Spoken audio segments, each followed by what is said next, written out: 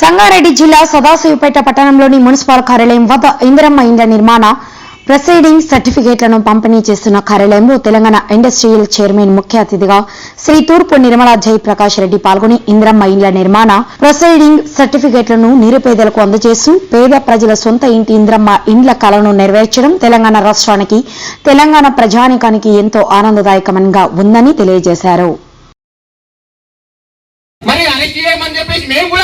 గట్టిగా ప్రశ్నిస్తే మా మీద ఒక కేసు పెట్టాలంటే కూడా ఆనాడు సిఐ గారు భయపడ్డారు.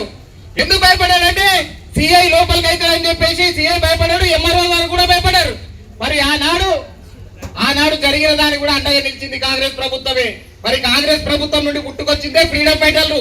కాబట్టి ఈ రోజు కాంగ్రెస్ ప్రభుత్వం అధికారంలో ఉన్నందుకు ఫ్రీడమ్ ఫైటర్లు అందరూ చాలా సంతోషంగా ఉన్నారు.